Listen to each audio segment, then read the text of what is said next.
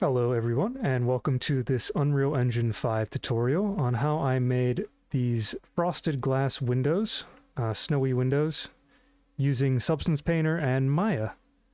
I think the effect they give is pretty good and they add to this scene quite well. So let me go ahead and jump on over to Substance Painter and show you how they work. Alright, so you can see over here in Substance Painter that I've got this mesh already set up and ready to go, and it's got a couple of smart materials on it, just two little base wood materials to give it some texture for us to work with, but I haven't started doing any of the glass yet. I just want to quickly demonstrate the technique that I'm going to be using. So I'm going to be using a layered approach to this, and what that means is I'm going to start out with just a base kind of transparency layer first. That's going to be how see-through I want the glass to look. And then on top of that, we're going to add a couple of grunge maps, namely scratches and smudges. Those are the two that I find really add to glass the most. And on top of that, we're going to add, in our case, an ice or a frost material on top of everything. But if you're doing just a normal window, not a frozen one, you can just do sort of a dust layer on top of that as well, and that'll also help you in the same way. But that's the approach we're going to be using. Let me go ahead and show you how that looks in practice. All right, so I'm going to go ahead and make a new fill layer, and we're going to call this transparency, because this will be that base transparency value we saw before. And I'm going to go ahead and put that inside a folder as well. I'm going to call this folder window. And I'm going to add a black mask to that folder. And select the 4 panes that I want my glass to be in. And this will make sure that anything I add to this folder will stay constrained to those 4 panes and won't go outside of it. It just helps so that we don't have to do so much masking with different layers and all that. But on our transparency volume here, you can see we have our color, height, roughness, metallic, and normal channels. But we're going to need one more. We're going to need an opacity channel. And to get that, we're actually going to need to modify our shader. So up here in our shader settings, you'll see right underneath undo here, the PBR metal rough. That's the current shader we're using.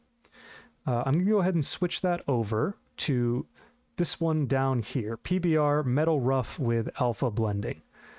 There's another one here, PBR Metal Rough with Alpha Test, and this one does not include different levels of transparency. It's just straight, either it's opaque or it is fully transparent and invisible. If we use this one, however, we're going to have access to 100% worth of transparency. Now, it also didn't add it just yet, because we need to go into our texture set settings here and add a new channel for it. It wouldn't work if we didn't change our material, but now that we have, we can access this little opacity tab here. Adding that, we'll add it to every single layer that we have. As you can see, it's toggled off by default. Let's go ahead and turn it on. We're also going to turn off all the ones we don't need, so we're not going to need a metallic, because glass has no metal in it. We're not going to need a normal, and we won't need a height map either. Just color, roughness, and opacity. For the opacity, commercial glass in the real world is anywhere from 85% transparent to 35% transparent. So I usually like to make sure that as a base, I'm not going below 0.15 in my opacity. I generally like to go around 0.3, especially if you're planning to put this into Unreal Engine, because things in Unreal Engine generally look a little bit more transparent than they appear in Substance Painter, and I'll show you that later on when we jump into the engine. The color I'm going to change to a pretty dark, near black actually, and that'll really start to take away that transparency value from us and make it see-through, but it's got a nice little shading to it. Roughness as well, we want it to be pretty smooth, pretty shiny, so we're going to make sure that's a very low value. I'm going to say something like 0.01 honestly. because we haven't added any of the dirtiness yet. So it should just be a nice clean window. This is what it was like when it was brand new, you know? Okay, so next up, we're going to go ahead and add some scratches onto this to start to make it look more realistic. So we're going to add another fill layer, and we're going to call this one Scratches. And we're going to get rid of the metalness, the normal, and the height again, because we don't really need them too much. And I'm going to add a black mask to this with a fill layer. What we're going to put in this fill layer is just a simple grunge map. If you type in Scratch under the textures library, you can find some pretty nice resources for them. I'm going to use this grunge scratches rough material, drag it into our grayscale, and adjust the sizing of it because it's a little too big right now. Something more like that. We obviously don't want to see the tiling in the material, so we want a good balance between randomness and scale. Now I'm going to go ahead and mess around with these options here. I'm going to adjust the balance a bit. The scratches masking here will just overall decrease the intensity of them.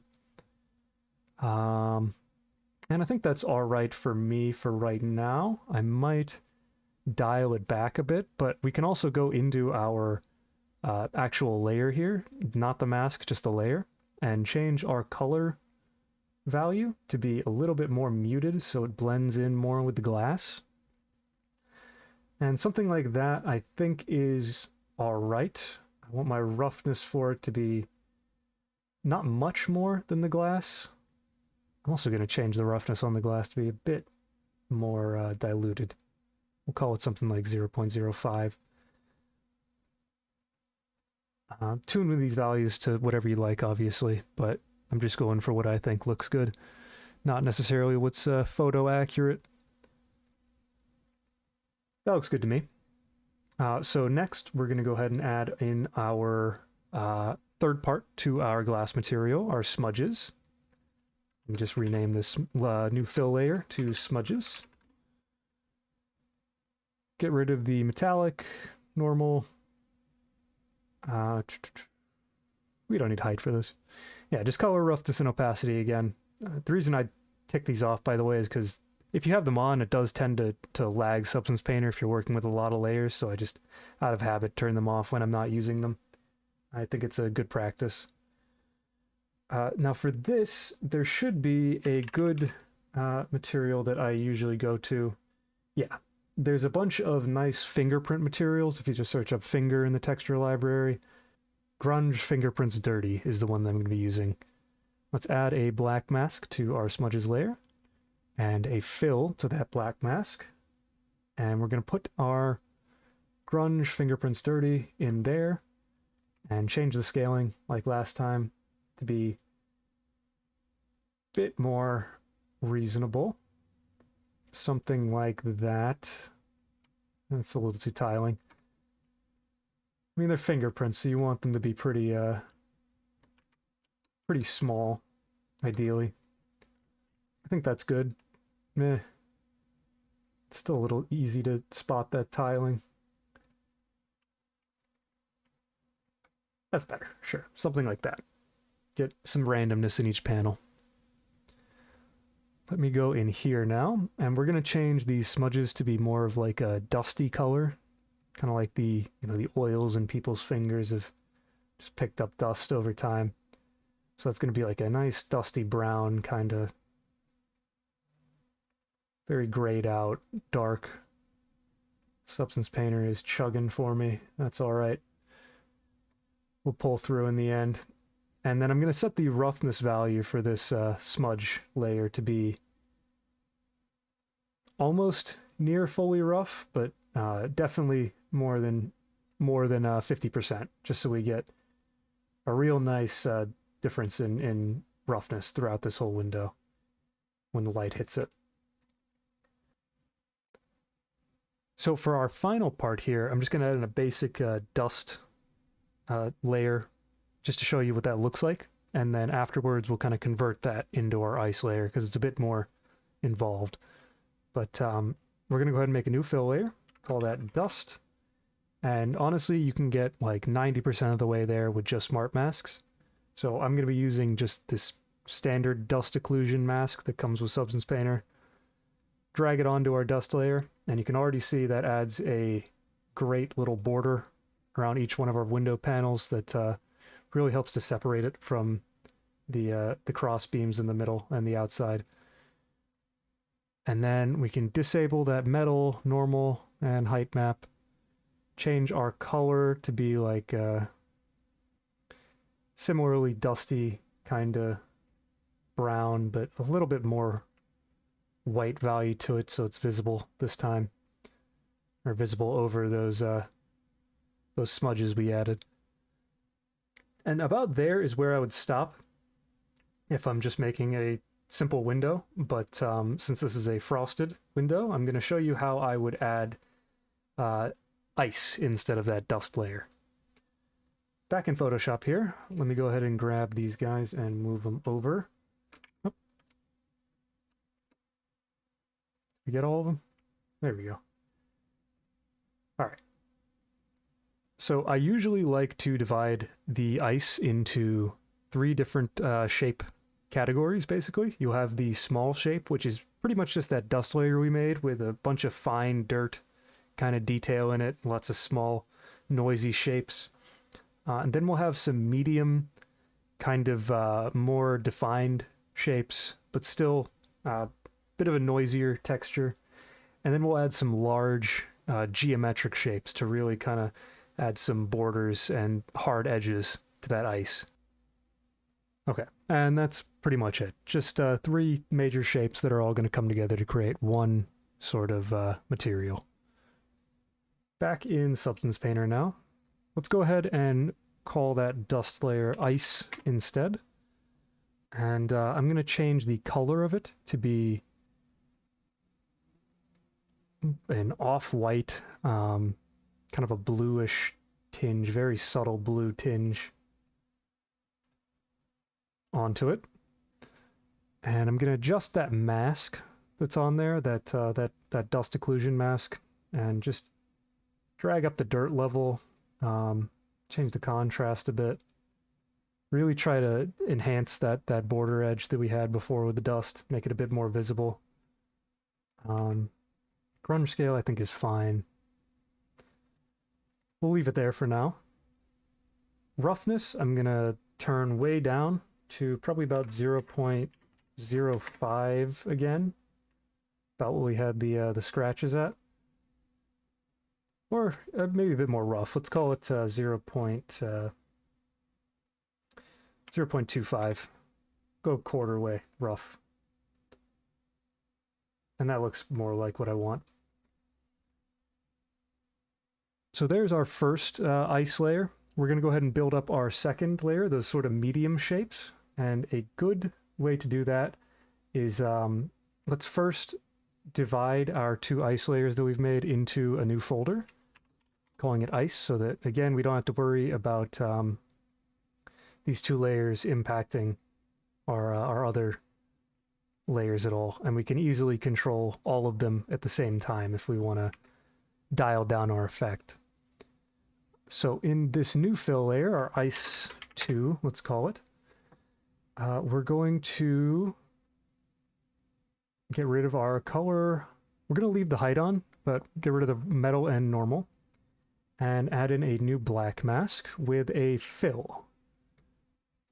And we're going to get that fill set to a texture, not just a smart mask. I think it was called...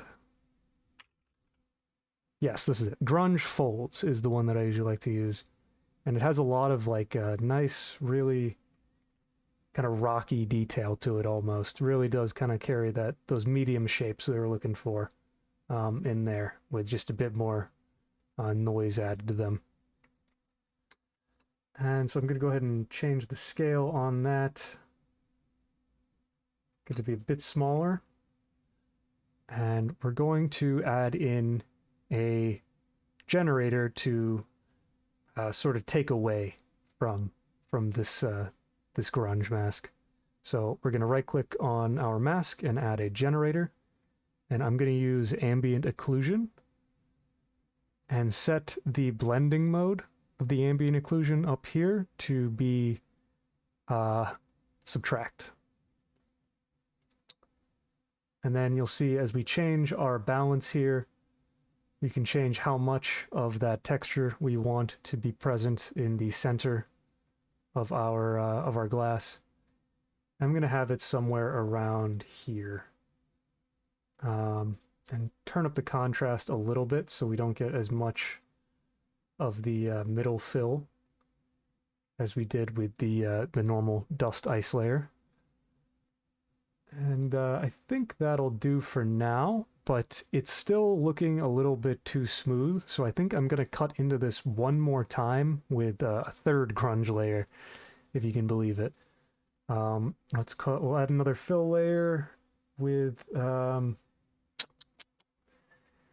really matter too much. I'm just going to use a clouds texture for this one, and we'll set it to be subtract. And now you can see that's eating into those sort of static shapes that we have and giving them a bit more variation. Somewhere in the middle will probably do for our purposes. And now let's change that color to be much brighter again with our subtle blue tinge to it like we had before. And we're going to also add in a height map for this so that we can start to build up, you know, a bit more of a rough surface on this. Because right now, even with our roughness values and everything, it still looks remarkably flat. So I'm going to use one called Grunge Rock. This texture just has a lot of the same kind of medium shapes we saw in our base mask layer. So I'm just going to go ahead and add that to our height here, and you'll see that it starts to add these really nice sort of height levels to it that really separate the ice layer from the window. But it's way too strong right now, way too strong. So I'm going to go into right under layers here. If you see this base color tab, this is actually how you switch between which channel you're affecting. So if I go to my height channel, I can actually turn down that height value from 100 down to something way more subtle. 6. Yeah, probably something more like 6, so that it has that height value, and you have the nice shadows that you can see on it and the light peeking on the corners of it, but it's not overwhelming it in any way. So something like that is about where I'd land for those medium shapes. And then we're going to add in our large shapes. And for that, we're going to do pretty much the same thing we did for the medium shapes. I'm going to add a black mask with a fill. And I'm going to use a cells type texture here. This cells 4, I think. Yeah, cells 4 probably is a good bet. You can see here, this is going to give us our really especially sharp edges that we're looking for. We go into our base color here. Now I want to do the same thing that I did with the ice here. I'm going to just actually copy and paste the ambient occlusion generator that we added onto that and paste it on top of our cells. And we're going to mess with that a little bit more because I want it to be not even as far out as the ice 2 layer. Let me name this ice 3, by the way. I forgot to do that. Yeah, a lot of hard angle shapes. Looks pretty good. We can change the balance of them. I think I want to just barely start getting some of them in there. Change the contrast up too so we don't lose as many of them. take it down a bit. And I think that's good, but let's add in one more grunge layer just to be sure. We'll use just a cloud again. That'll be our go-to. You know, I'll just go ahead and copy and paste this one from here, just to be efficient about it. But I'm going to tone down how effective it is, because it seems like it's getting rid of practically the whole thing. Just by using this opacity slider right next to the subtraction modifier, layer style. I don't know what you call that. Layer blending mode, I think. Same thing in Photoshop.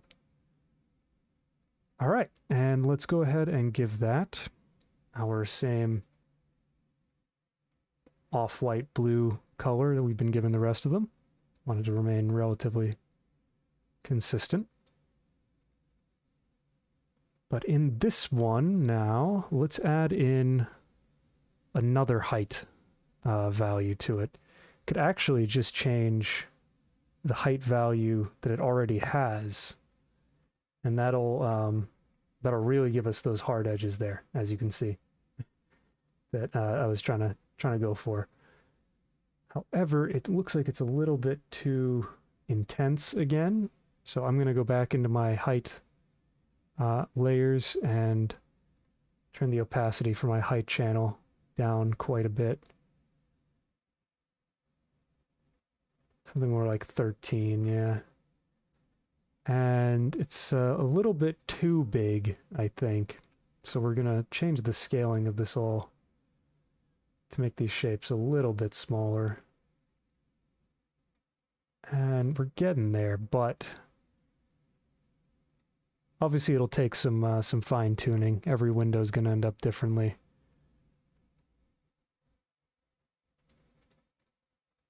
Ambient occlusion. I'm going to dial it back even more.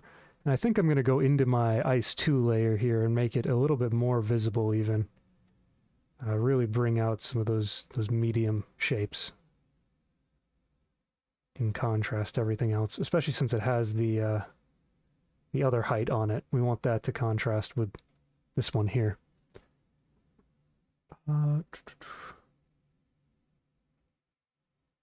Let's also change the roughness. Looks like I didn't set that just yet. To 0. We'll do 1.5 for this one. More rough than the other ones. No metallic, no normal. And then opacity, I generally like to keep it for the ice around 0.5 for all of these layers. You may end up losing a bit of information when it comes to Unreal Engine, because Unreal Engine doesn't like doing kind of a stacked transparency like this too much, but the overall effect will still be there. And I think that's looking good. For some reason, this is still bothering me just a little bit. I think I'm gonna change the scaling on that cell layer again. I think I made them too small. Still want them to have pretty big changes to the window. There we go. And that's looking more like what I want. I'm just going to tone down the opacity of that even more, below what the other one is. Might even end up bumping that one now to like 10 instead of 6. You know, it requires a bit of dragging your mouse around, just seeing where the light hits it, and what you end up liking. But I think that is pretty good for me now. I think that's where I want to leave this off for the moment. I'll end up probably tweaking this a little bit when I cut, but you get the point now, where you just kind of keep stacking up these layers and textures until you have a result that looks as dirty and grungy as you want it to, while still being transparent enough to see things through. Like you can see, I can just barely see the edge of that window through there. And finally, to enhance this effect, you can go even a step further and just model something too. I modeled a quick little snow layer that I just used a very simple, like a couple of planes here in Maya to achieve it, that I just bent with a lattice and a couple of different divisions in there. But it's really, it's a very inefficient and not optimized model. And toggling that on has a huge effect on how this window looks and feels. Really brings that ice to life. However, you may need to rebake your ambient occlusion, especially if you didn't have this on from the beginning.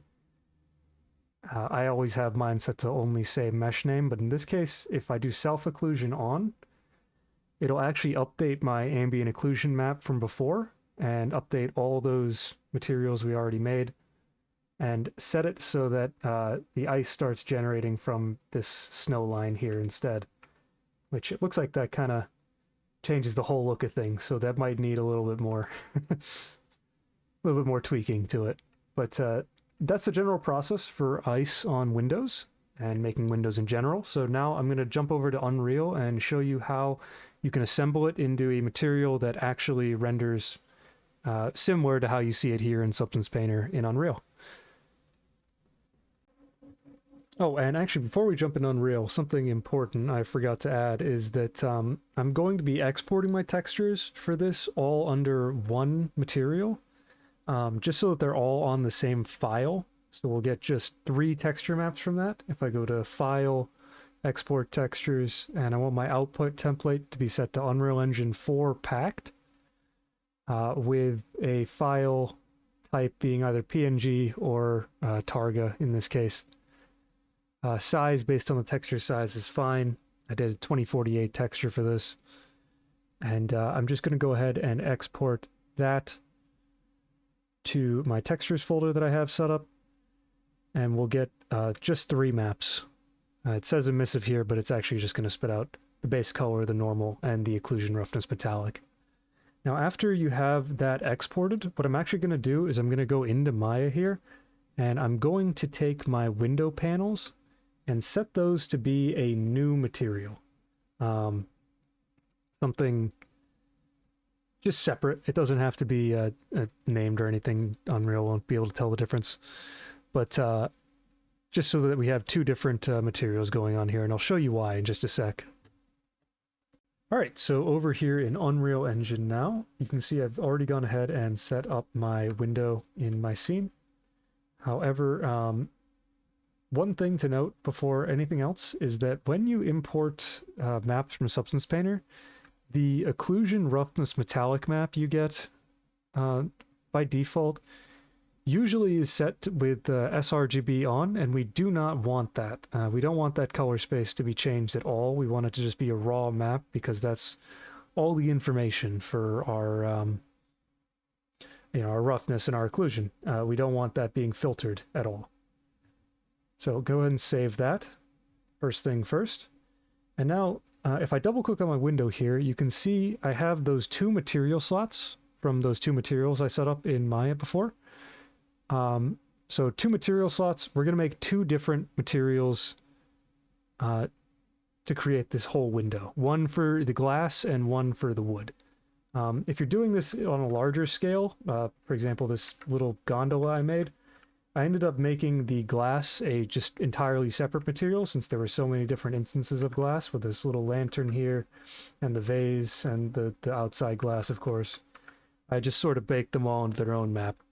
But for this purpose, it's all going to be on this single texture file. So we just need to set up 2 materials for it. I'm going to call one matte underscore wood and the other one matte underscore glass. Make it simple. The wood is going to be set up like any other texture. We're just going to drag the... Jeez, where is everything? Base color of the color map. Base color RGB into the color map, I mean. The normal map is going to go into our normal. The red channel of our combined map is going to go into the ambient occlusion. The green channel is going to go into our roughness, and the blue channel is going to go into our metallic. That is all we need for our wood material. our glass material is going to require a bit more setup. We're going to use these same 3 texture maps again, but this time we're going to do RGB, normal, and same thing, although we won't need it, just out of habit. Set it up like we normally would, but we're going to go into our material properties here, and we're going to change the blend mode from opaque over to translucent. This is going to get rid of a few of our nodes and add a few other ones. We're going to get this opacity node now, which we're going to be able to connect to our alpha channel on our color map. And you can already see here in the material preview that's adding the transparency that we want from our Substance Painter project. However, we're losing our normal map information, which has all that height map baked into it with the ice layers and everything that made it look so good. So how do we get all that back? The solution is a bit further down. If you scroll on down here to the translucency section, under lighting mode, where it says volumetric volumetric non-directional, it's a bit of a tongue twister, I'm going to change that instead to surface translucency volume. And you'll see that's going to give us back all of our normal channels, our normal channel, I mean, our roughness on our metallic, or standard channels, I should say. As well as, actually not, that'll just give us back those channels we want. However, we're going to need to go a step further and include some refraction to really make this glass pop. So if we go down to the refraction section under refraction method, we're going to choose index of refraction. So for our index of refraction, we're going to need a couple things. We're going to need a scalar parameter, which you can make very easily by just holding down S and left clicking. I'm going to call this index of refraction. I'm going to give that a value of 1.52 is what I used in my other one. It might be too much, actually. We'll go down. We'll just call it 1 for now. Give it a standard value. We're going to need a constant value as well. You can get that just by holding down 1 and left-clicking. Going to give that a value of 1. And then we're going to need a lerp node, a linear interpolate. We're going to connect our 1 value into the A, and then our index of refraction value into the B. And the alpha is just going to be a Fresnel. And all the standard parameters are fine there. We're just going to plug that into our alpha, and then that into our refraction. And that is pretty much our glass material done with. We can go ahead, save it up, and make a instance of it. Instance of both of them, I guess. That way we can easily adjust our index of refraction parameter if we decide we want to change how much light gets bent in our window. And let's go ahead and apply it to our window and see how it looks.